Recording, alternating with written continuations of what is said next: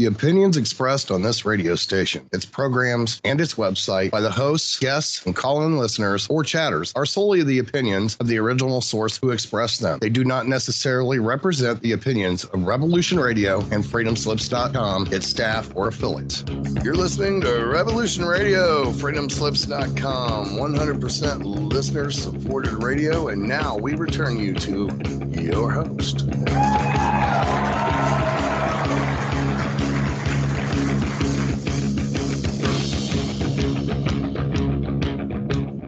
Ladies and gentlemen, welcome back to another episode of Cosmic Catastrophe on Revolution Radio. Revolution.radio, the #1 listener-supported internet radio. So please go over there to the website and become a Patreon. I'm your host, Diamond, from the Oppenheimer Ranch Project, and my lovely co-host, Leah Shaper, is joining us. Hello. Welcome to the show. Today, we're going to talk about some interesting topics that I know folks out there in magnetic reversal YouTube world are going to be interested in. Electric comets. There have been some headlines about a devil-horned comet in the last week, and we're going to get to the bottom of it by telling you a little bit about the history of electric comets and where we are today as far as cosmology is concerned, in a very bad place. The second half of the show is we're going to be discussing one of the largest volcanic eruptions of our age, the Minoan eruption, or the Thera eruption, or the Santorini eruption, whatever you want to call it.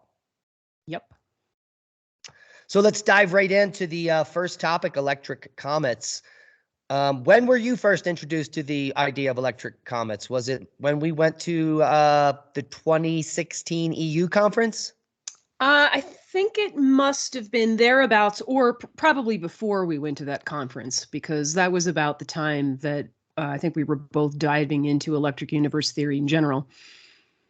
And one of the things that we discovered is that electric comets, that theory makes far more sense than the current accepted narrative for comets.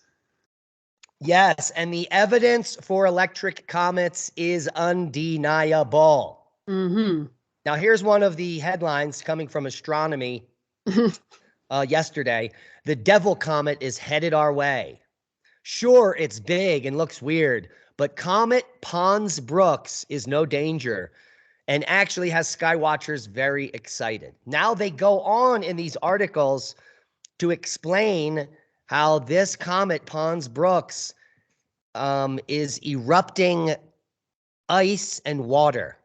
Right. They're calling it cryovolcanic, suggesting that there are volcanoes on these comets that are spewing water and methane and maybe ammonia. And that's what's causing them to flare up and look brighter. And that's because the comet is blowing up. It is discharging in a way that it's making it glow, and it even has, in fact, two small horn shapes to the comet itself, which are part of the cometary tail system. Yeah. Now, let's go back to the beginning. A comet, the way you would get the description today or the definition from a textbook would be, the idea in the standard model is that the solar systems consist of a main star at the center, and then as you move away from the star, you've got rocky bodies and gas giants that have all different types of mineralogies. And the further and further you get out in the solar system, let's say past Pluto, the only thing you're going to encounter out there is some stardust and maybe some ice because it's so cold. So the idea of the Oort cloud being a place where these comets emerge from come from the standard model, and it comes from this idea of zonation in a solar system, where the further out you get, the less and less complex things can be. So that's where the whole idea that comets should be not complex at all, they should just be some dust and a little bit of ice. And based on that model, as of 1999, we developed the technology to go out there finally and test a comet. And that was the Stardust mission. It was, in fact, the first spacecraft to return a cometary sample and extraterrestrial material from outside the orbit of the moon or Earth. So it was a pretty important mission. Are you familiar with the Stardust mission? No, I'm not actually. All right, so they flew a satellite behind Comet Wild 2 or Wild 2, however you want to pronounce it, and they grabbed some cometary dust in the tail. And what they expected to find was a lot of water and stardust, really tiny particles of dust. Yeah. And what they found was none of that. They didn't find any water whatsoever. And they found chunks of minerals, huge chunks that were in this tail, which shouldn't be there because they were complex minerals that we only know come from terrestrial planets. And the minerals they found were pigeonite. They found olivine, which is all over the earth. And they found other minerals that completely blew their mind, like forsterite. Forsterite is a mineral that can only be formed in the presence of water. And this comet had no water on it. So where does the mineral come from? Right. Additionally, the idea that this comet came from the Oort cloud where it's freezing cold, it's absolute zero.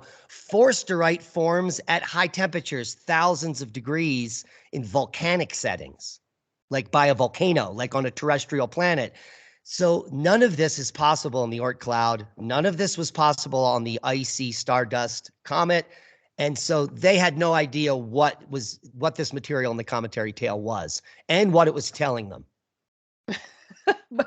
But yet the mainstream narrative continues to ignore those facts and not take that into account, right? Like I was just before the show, I was reading this sentence in an article talking about how the material that is ejected from a comet may be primordial in nature. It may be the very stuff that formed the comet in the early days of the solar system.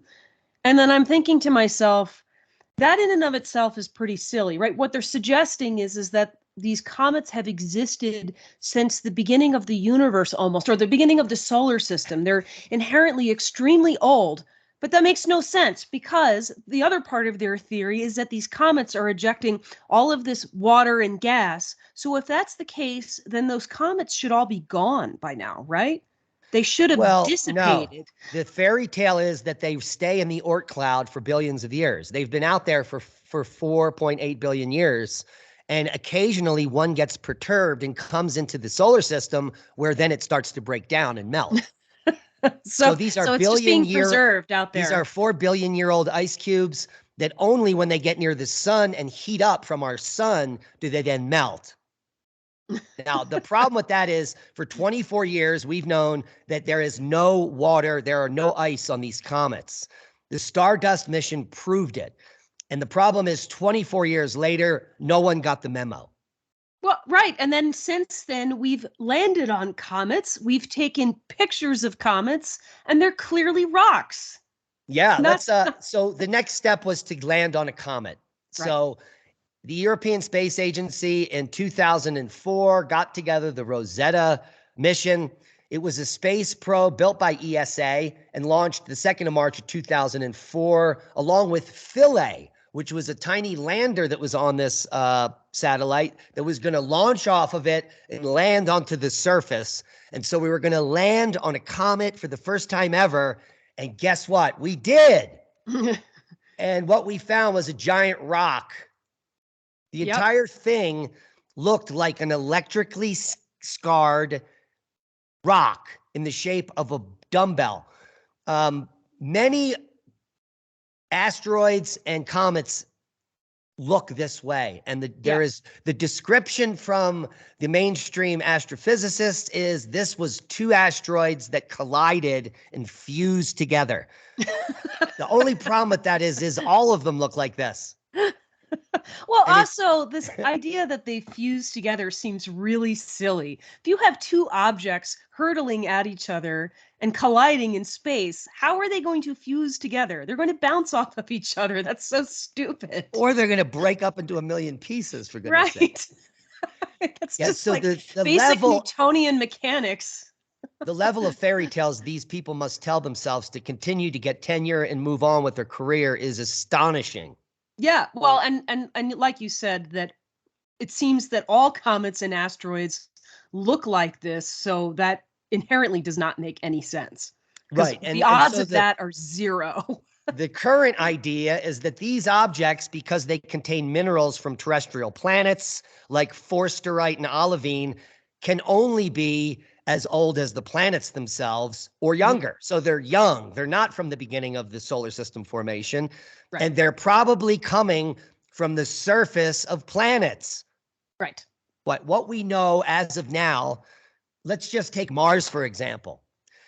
One of its moons, Phobos, has been confirmed to be a chunk of Mars itself.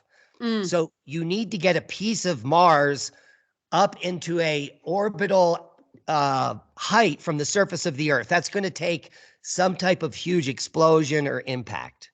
Or a plasma discharge event, sending material up into space. Yeah, it could be some type of space lightning for those that don't know what we're talking about. Yeah. But we also know there have been meteorites that have landed here on Earth that we can hold in our hand that are also pieces of Mars. Yeah. Confirmed. Yeah. So something happened quite recently that caused Mars to explode into space, pieces of it to fall onto Earth, and this chunk right here might be a piece of Mars. Could be.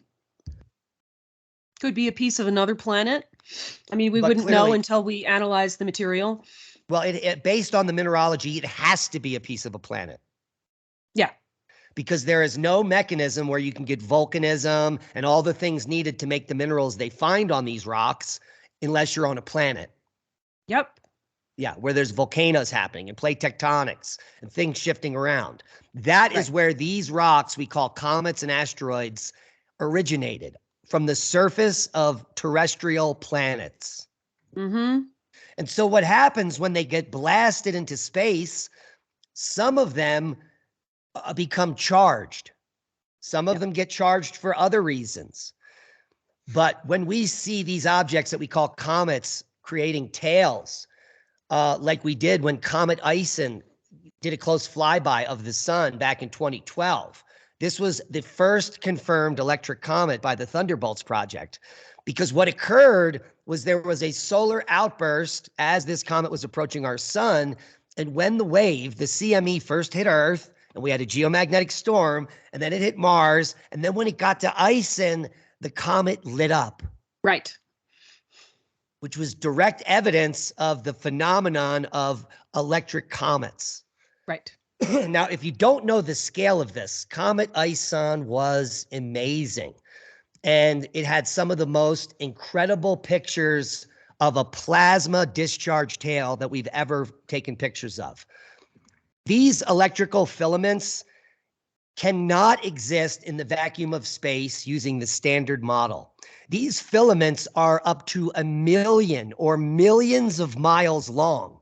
There's no gravitation to hold them together. And if it is sublimating ice from the surface of a comet, would the sublimating ice last for 1 million miles Right. in its tightly packed filament behind the comet? I doubt it. Yeah. In fact, water ice cannot exist in space. The temperature and the pressure is wrong, and you can't, it doesn't exist. Right. It can only exist at atmospheric pressures, which is why we have it here on Earth. So the idea that astrophysicists are still calling this some type of a vapor trail is completely insane. Right.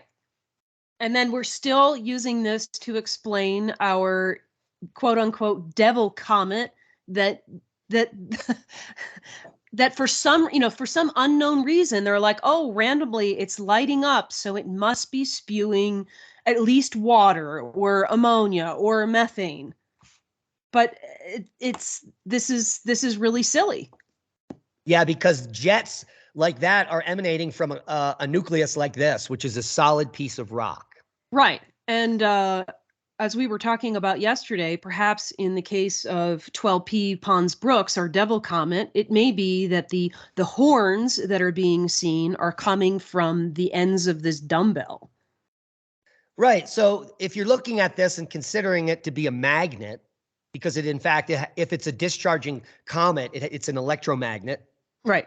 It has an opposing charge to our sun as it races towards the sun. They fight each other. And it is that ionic reaction that creates this discharging. Right. And if this is in fact the morphology, or for the layman, the shape of most of these objects that we're finding, it explains the electromagnetism and where the arc discharge is occurring. It's occurring mostly at the equatorial zone. Yes, which We is why also there's so much see material moons. missing from the middle there. We also see moons with the opposite effect, where there is an equatorial ridge or mountain range, and people refer to them as Death Star moons. Right. That would clearly be the opposite discharge of this discharge. Yes. Where you get scouring on the poles instead of the equator. Here we have equatorial scouring. Yeah. And the more impressive thing, because of the resolution of these photos, is that the surface of this rock looks exactly like the surface of plasma etching that's done at a microscopic scale in the lab. Yes. And you get this type of arc discharge features. These, they're more like polygonal craters. I don't know if you can see this. These are not circles. They definitely have angles to all of them. Yeah. And you would only be getting that in electrical settings. Just like we have the polygonal north pole of Saturn. You're familiar with that picture? Yes. So none of these things can occur without electricity. And why that is not in the nomenclature of mainstream science. And it's now 24 years later that we discovered that comets are not made of ice. It is insane the length of time it takes for the paradigm to shift. Yeah, yeah. Well, and then of course, the big question that has to be addressed here too is, why did 12P Pons Brooks, why did it light up when it did? So it lit up twice recently, once on July 20th and once on October 5th.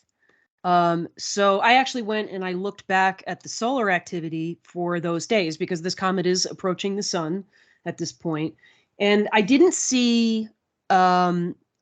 see on Earth anyway, a particularly elevated measure of geomagnetic instability. KP got to about 4. You're muted, Diamond. You know what the problem with that is? The most energetic events happening on our sun now are coming off the backside. They're shooting directly into the solar system, and they're not hitting Earth. Right. So, but also I looked at the solar flares for that time frame. Okay. And in both cases, a few days before the comet lit up, so for July 20th, on July 15th, we had an M2 flare. On the 16th, we had an M4 flare. On the 18th, we had an M5. On the 19th, we had an M3. In the case of the October 5th flare-up, we had M flares on September 30th, October 1st, and October 2nd. Now, M flares are not that uncommon. So maybe this, so you have to ask, well, why is the comet then not flaring up all the time when there's an M flare? And they may just have to do with the directionality of the flare itself and its relationship to the comet position. Yeah, coronal mass ejections are very, very compartmentalized when they travel forward. Right. So they have a definite width and thickness, and if they shoot off the backside of the sun, let's say, and travel into the solar system, they miss everything all the time. That's how small they are. Right. But there is some electrification to the front that's associated with them. So even a glancing blow to an electric comet could light it up. Right. So it's just the comet just has to be in the right position to actually catch a piece of that flare to actually light up.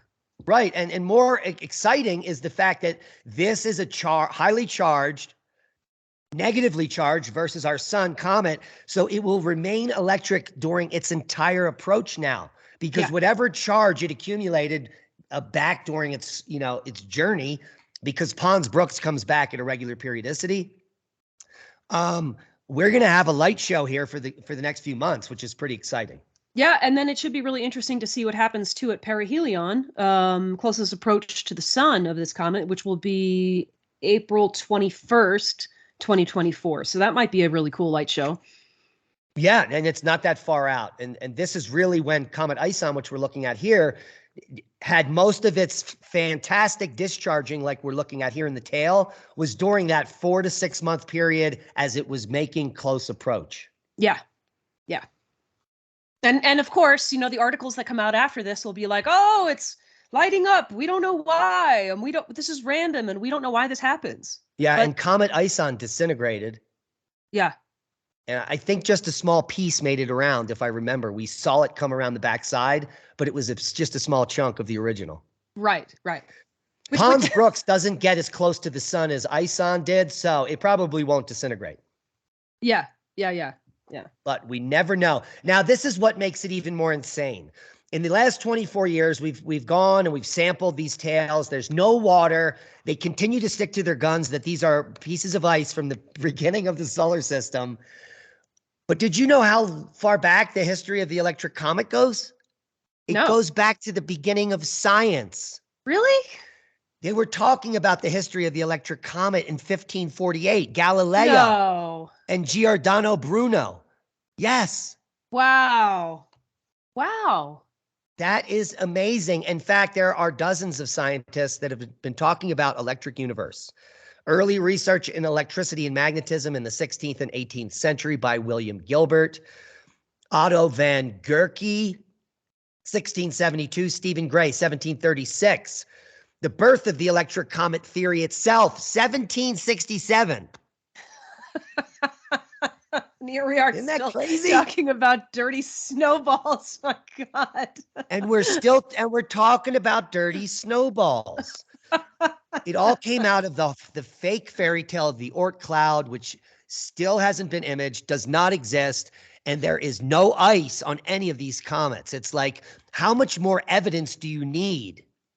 Right. I mean, like, I said this to you yesterday. It's amazing to me that we still hang on to this Oort cloud idea, where clearly evidence of its existence should have appeared by now. There's really no excuse for that. Yeah, let me read this. Significant scientific hypotheses and theories asserting the electrical nature of comets have been proposed and explored for over 250 years. Many natural philosophers, physicists, and astronomers believed that the characteristic physical and light phenomenon of these comets were fundamentally electrical, because that's what it looks like. This is crazy. Later, scientists developed more comprehensive ideas based on these early observations, and they all saw undeniable evidence that comets function as a component of an electric solar system, or even more pivotal, an electric universe. In fact, Dr. Hannes Tager introduced notable historic figures who invested great resources in the field of this research from the late 18th century up to the dominance of electrical theories at the end of the 19th century. So they were talking electric universe from the 1700s to the modern times, and then we stopped because we said, nope, comets are icy. They're made of ice, and they're in the Oort cloud. I mean, it's this is almost like an Occam's razor problem, right? Electric universe theory is extremely elegant and in its ability to explain things, and it doesn't require adding on these new, cryovolcanoes and the Oort cloud and all of these imaginary things that just muddy the waters. The theory itself is scalable. You can apply it in every place at every scale, and it works. Like, this is what we should be gravitating to. This is what we say we should be gravitating to by virtue of Occam's razor. The simplest explanation is usually the best one. If it looks like a duck and walks like a duck, it's a freaking duck. Exactly. And the evidence is clear that these objects we're calling comets, asteroids, and even meteors are all part of the same family of objects right, that have been ejected from terrestrial planets that were created through planetary processes and are now little cosmic catastrophes hurtling through the inner solar system. Right. And the only difference may be the character of their electrical charge, right? Like, that's it. They're just rocks. There's little pieces of rocks floating around. It's really not that complicated. Wow. And so the evidence is clear. We need to change the model. And we now have material from a comet that we landed on and brought back that just landed in the Utah desert. And I'm sure they're going to be finding all the building blocks of life because it came from a terrestrial planet and maybe even Earth. Right. So it gives credence to the Thunderbolts project and the fact that maybe there were some type of cosmic catastrophes in recent history. Now, you and I talk about impacts, and I think impacts can explain a lot of these chunks of rocks. Yeah. Why not? And with that, we'll come right back. We'll sum this up and we'll dive into the largest eruption ever in the modern time.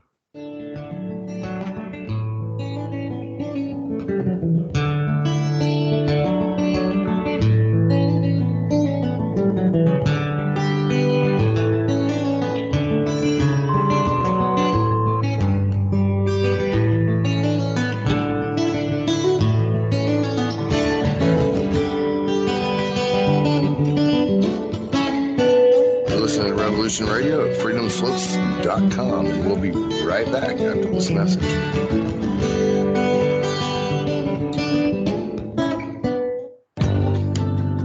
Who owns you? If you're not in control, then someone else is.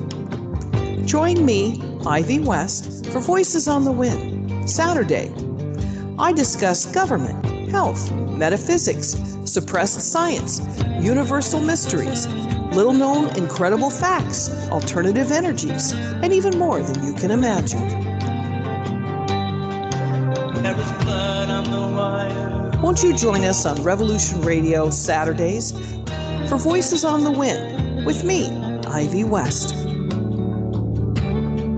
There are lives in the balance, people under fire,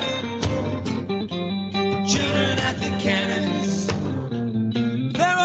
Because if your head's in the sand, your tail is a target.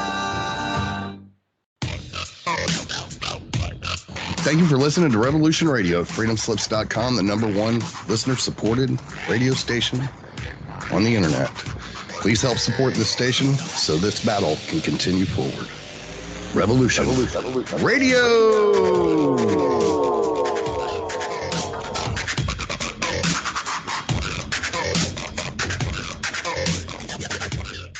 The Secret Kindergarten is here for the young children of the world. The best program on the radio for kids, dealing with the most important topics in the whole universe.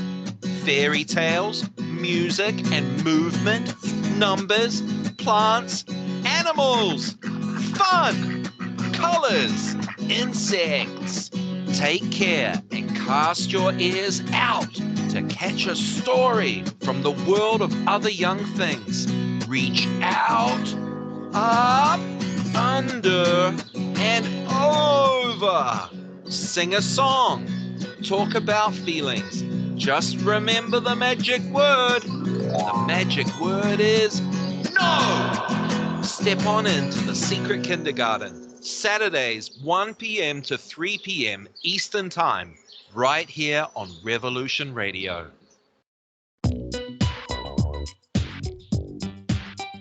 Join me on the Brian Ruhe Show on Revolution Radio, Eastern Standard Time, every Tuesday night from 6 to 8. We talk about the four most vital things, in my view, affecting all of humanity.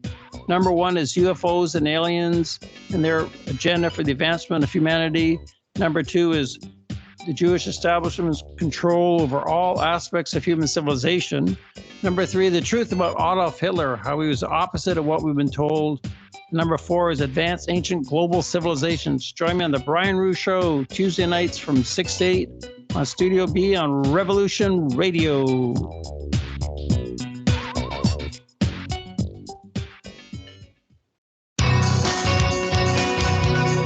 Thank you for listening to Revolution Radio at freedomslips.com. Any commercial advertising you may hear in this program is of the sole discretion and benefit of the host of whose program you are listening to. Revolution Radio does not endorse any commercial products, nor does it accept monetary compensation for on-air advertising of commercial products, nor will it ever. We are and shall remain 100% listener supported. Any product advertising on this program are considered used at higher risk, and Revolution Radio shall not be held liable for any claims or damages received from any product advertised within this program. Revolution Radio, where information never sleeps.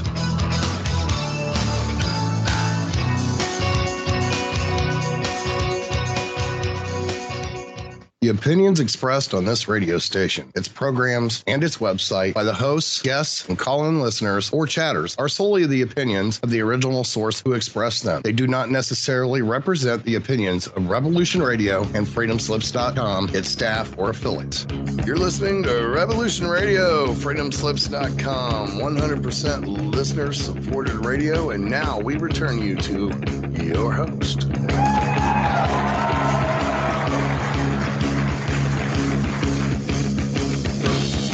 Welcome back, ladies and gentlemen, for the second half of Cosmic Catastrophe. We were just talking about electric comets, the evidence for them, the fact that the standard model of cosmology and the description of comets is complete nonsense. And there was one important thing I left out. Can you see the share screen? Yes. What is that? This is an ultraviolet image of Halley's Comet that they made decades ago.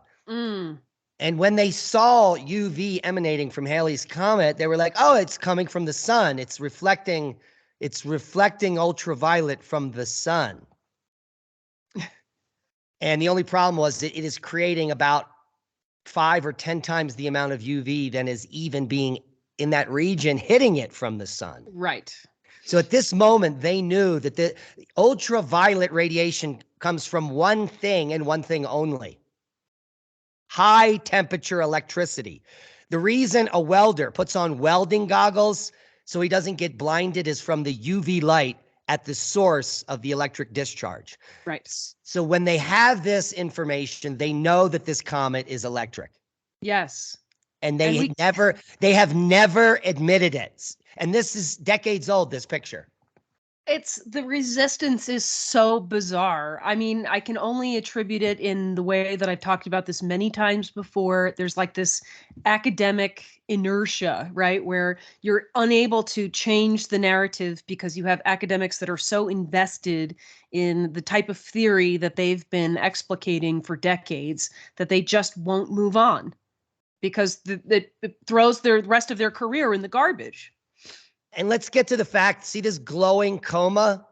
This is the atmosphere that is around the nucleus of a comet. These comas can reach 100,000 to 1,000,000 miles wide.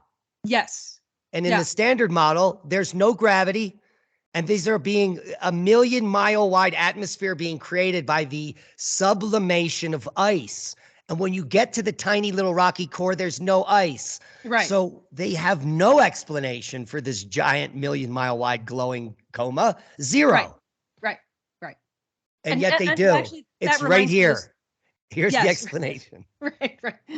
That reminds me too, I was noticing in the articles written about 12P that in the first flare-up in July, the coma actually remained really compact. But the second one, it was apparently like the coma was like 7,000 times wider than the actual comet. So that's interesting too, because surely that's a reflection of the electromagnetic interaction between whatever was coming off the sun and the comet itself at the time. Right, and that flare-up would be scalable and instantaneous. You could not describe it by physical processes on the surface of the comet, sublimation of anything, because of the volume of increase in the size of the coma. Yeah, the only explanation would be in changing the electrical potential. Instantly, right. And the dynamic and perhaps the direction and all of that. Right. So if you've got a CME coming from the sun that contains all these charged particles that are opposite of the charge of the object, you're going to get a huge reaction. Yeah. Like a static shock almost. Right. And so we have a long way to go with understanding comets or astrophysics in general. Well, here's the other problem too, right? Is if this is all sublimating ice, sublimating water, then why do these flare-ups only last a couple of days? Because they're claiming that that's happening because it's close to the sun. Well, then that should be happening continuously, not happening as a flare-up, a quote-unquote cryovolcano, and then just subsiding. Right. Based on all their linear thinking, it should continue to increase all the way towards the sun until it self-immolates. Exactly. And it's all our fault. Stop driving your SUV. And these comets will stop discharging. Now, as early as 2018, no one knew the exact year of the largest volcanic eruption of our age. And scientists were hoping that archaeology, carbon dating, tree rings together could help solve the mystery. But there are many artistic depictions of this eruption, which occurred in Thera. They left before the eruption came, abandoning their islands, their frescoes, their furniture, when the volcano blew, sending ash more than 18 miles up into the stratosphere. It blanketed the island and darkened the skies. Across the Mediterranean, people saw the effects of the eruption at Thera, which was so large, it changed the climate for a time. It was larger than Vesuvius, larger than Tambora or Krakatoa. It is thought to be the largest volcanic eruption ever witnessed by humankind, or the largest volcanic eruption in the current geologic era, which we're calling the Holocene. So that'd be in the last 12,000 years, because we know Toba 74,000 years ago was probably similar or larger. Now, the bad news is that you're still muted. Oops. Okay. The bad news is that these eruptions are going to continue to happen. The good news is the last one was about 3,600 years ago, and they seem to only occur on a scale of tens of thousands of years. Mm-hmm. Well, and it says this catastrophic event spelled the end of the Bronze Age, or the Minoan civilization, and may have cast a shadow over the Mediterranean with tales and myths for ages. Now, did you look into the Minoan eruption at all? I did a bit. And it is really fortuitous that apparently these people got a warning, like an initial eruption that wasn't too terrible, or was it earthquakes? I can't remember which, and they left. Yeah, it's going to be probably both. When I looked into the geology, you have these multiple pumice deposits. So you can see from the event, there are multiple events. If you look at the bottom, there's a small event here, like 1 foot thick. And then there's this giant central event. That's the one that buried and killed everyone. So there was an earlier eruption, a small one that scared the crap out of everyone because it almost killed them all, right? Yeah. It collapsed a bunch of buildings. And because this is the precursor to a main eruption, what usually happens is the seismicity increases. So there would have been a pre-volcanic eruption, scared them to death, and the seismic tremor would just be ever increasing. It would almost, it would be like a mental health crisis. You would have to get out of there if the ground is constantly rumbling. Yeah, you would have a feeling of impending doom. Oh, yeah. And well, the other thing that's interesting that I was reading, and I believe it was with that first layer, that first eruption, apparently, when you look at the archaeology, it didn't really collapse a lot of buildings. It was kind of in the second eruption and subsequent tsunamis that really is what destroyed buildings. But these people were already gone by then. And good for them, because, the tsunami is what kills you. Yeah. I also read that apparently after there's some archaeological evidence that people came back after these eruptions or maybe not came back to the same place, but there's apparently evidence of the Minoan culture continuing post this eruption above these layers. Interesting. Yeah. But of course, that makes sense, right? Because if everybody left because they had warning, there's not a reason to assume that the people who evacuated would not have continued on. Yeah, and if they only went a short distance away, you could return and see what happened after things calmed down. Yeah. When in fact, entire towns were buried under the ash. Here's a picture from the Thera eruption. And things are intact. They're exactly as they would have been sitting before they were buried in ash, similar to Vesuvius. Yeah, I was going to say, you see this in Pompeii. You see like whole rooms that are basically just as they were. But in that case, you also find people who they're found as they were at the time of the eruption. In this case, they would be lying right here on the ground next to these vessels. Yeah. And they don't find that here. So that is an interesting little tidbit of one of the largest volcanic eruptions was so intimidating, the precursor to it, that everyone left town. Yeah. This isn't an easy place to leave. It's in the middle of a bunch of islands. So you had to get on a ship. Yeah. Well, I mean, but you had a whole culture, right, in this area, a very high culture. So there's going to be probably lots of opportunities for transportation, because that would have been part of regular life, getting from island to island in this area. Yeah, the Minoans were masters at the sea. They had a huge army. They probably had hundreds of thousands of huge ships. Yeah. The Minoan culture was spectacular. And now here is evidence that simply a volcanic eruption can end such a powerful empire. Yeah. Funny how we keep finding that theme again and again, isn't it? Yeah, exactly. Now, there were no clear ancient records of the eruption, and that is probably because of the burning of libraries at Alexandria and other places that might have had this information. Yeah. And because go ahead. There's apparently perhaps a reference in the Egyptian records and perhaps a reference in the Chinese records. Part of the problem with figuring this out, though, is that the dating of this volcano is not clear. Yeah, there are no clear ancient records. Its plume and volcanic lightning may have been described in the Egyptian Tempest Stela, as well as the Chinese Bamboo Annals, which reported an unusual yellow sky and summer frost at the beginning of the Shang dynasty. Yeah. And so this would be go ahead. The Egyptian records also mention apocalyptic rainstorms around this time, which apparently was very devastating for Egypt.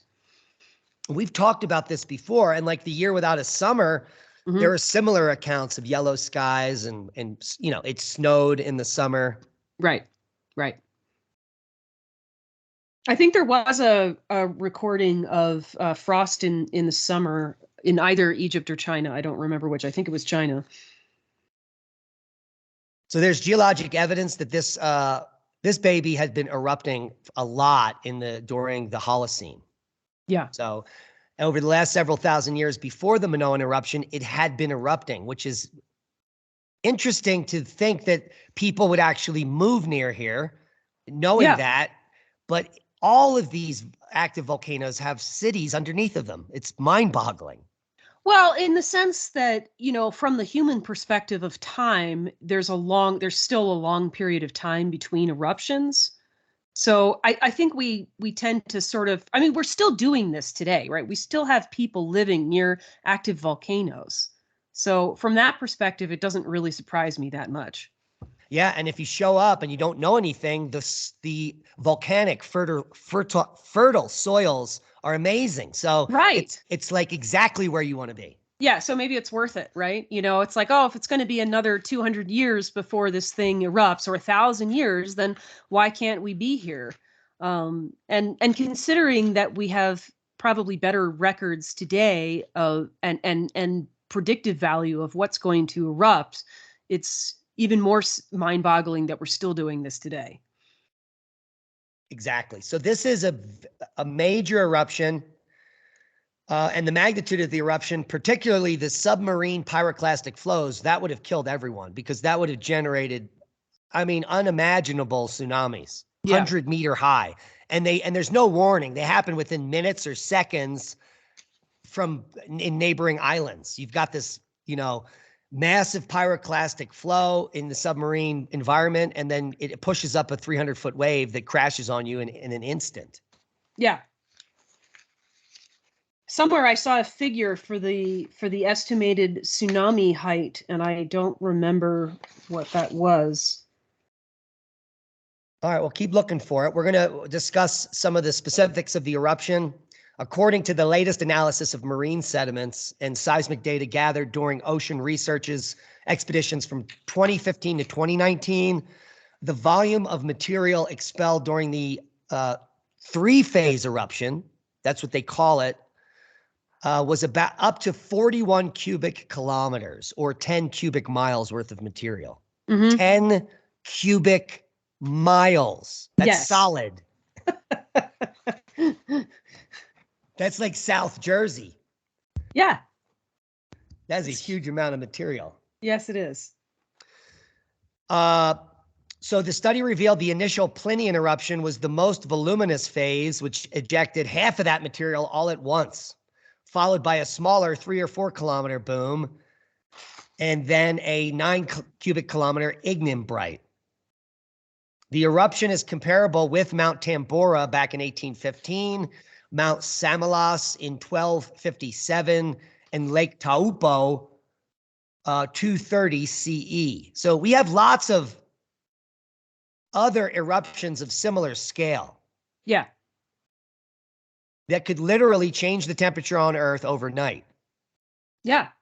We have a 946 CE eruption, Paktu Mountain as well.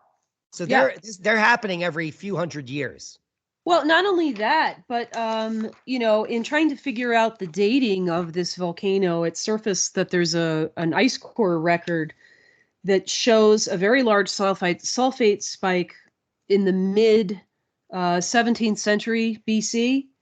And that is now theorized to have been the result of Mount Aniakchak, which is in Alaska.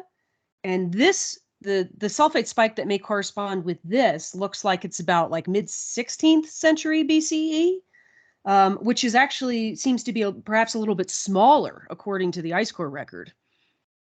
Yeah, let me pull up the latest data set of that proxy data here. Yeah. This is the Greenland temperatures.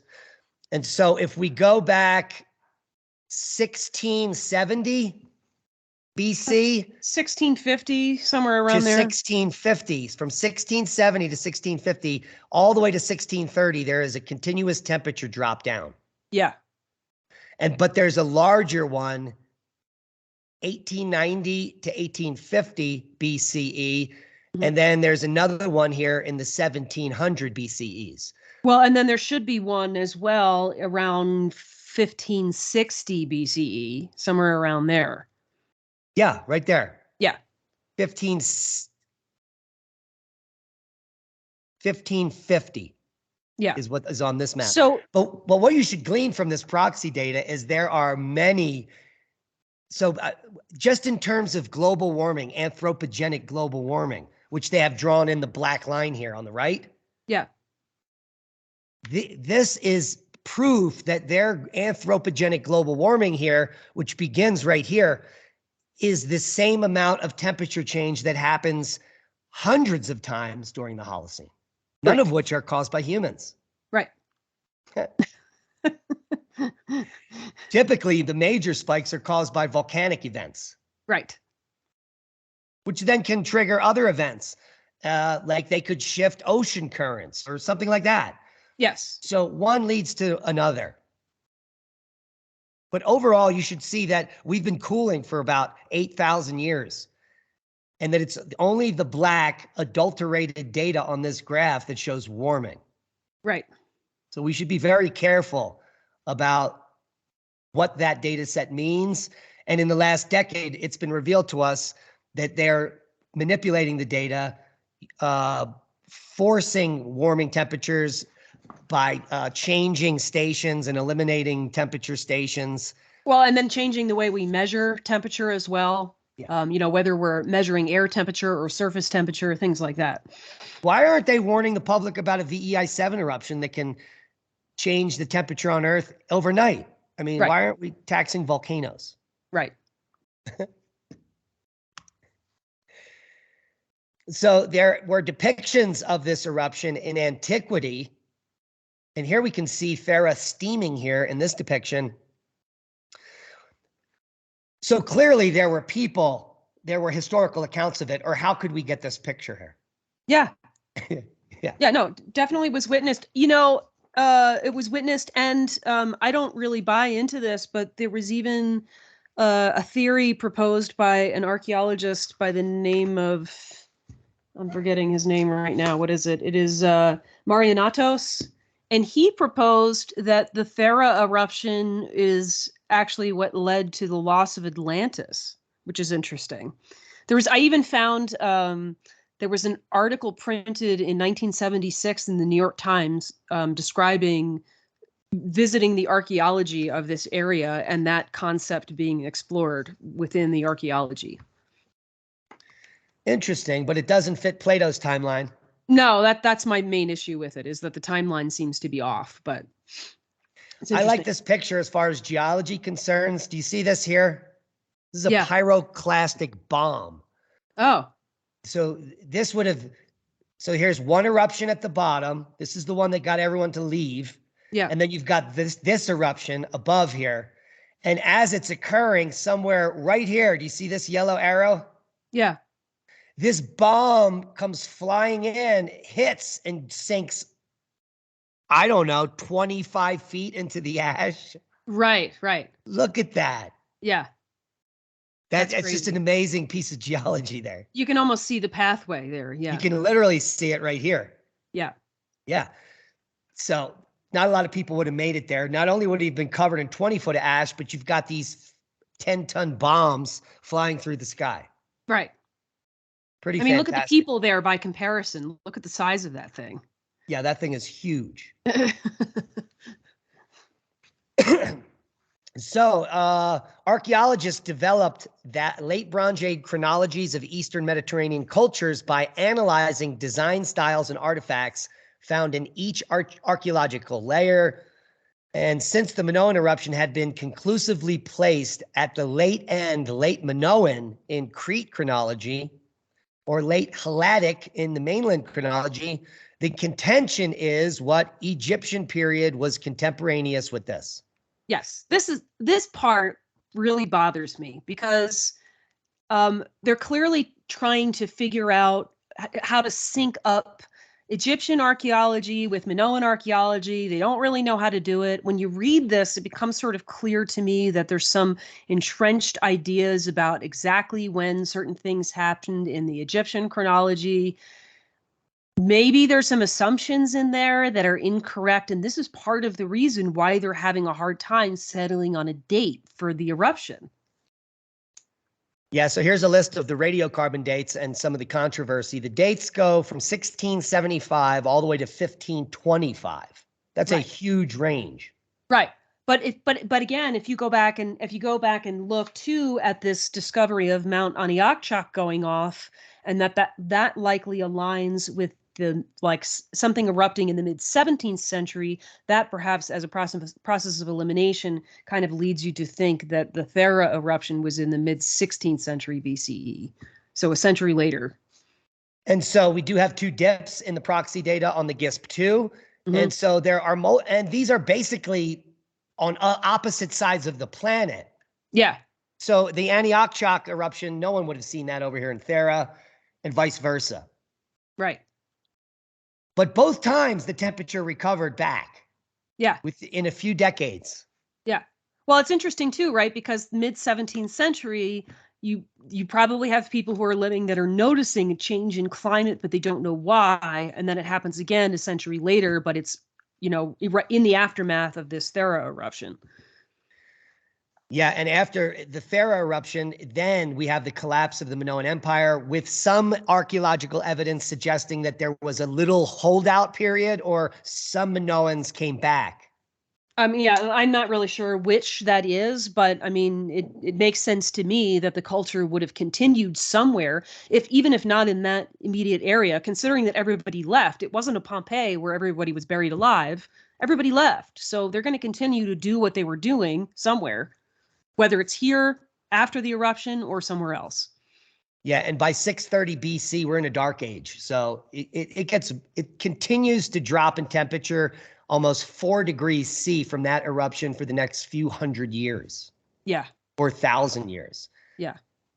And it's interesting. We go from these high cultures, from the peak of empires like the Minoans, and in just a few centuries, nothing. There's no evidence of big cultures. Everyone's living, it's like paycheck to paycheck at this time. Right. And then we get the rise of the Roman Empire. Right. Which looks very similar to the Minoans in scale, size, and technology. It's just that we have these periods, these lulls that happen when these catastrophes occur, which is what we've been warning everyone to be prepared for. there may be a time when people are not coming to help you. Right. Well, and it's ironic too, right? Because here we are with the global warming, anthropogenic global warming narrative, and everybody freaking out that we're all going to burn up, when in reality, these warmer periods are when civilizations thrive. It is in the colder periods that they do not thrive. So the global warmers should be pretty happy about where we're at right now, frankly. But they do live in an opposite universe, don't they? Yes, very much so. We'll see y'all next week. I hope you enjoyed the show. Find us tonight, 8 p.m. on Magnetic Reversal News, Mountain That's Time. a boom to knowledge.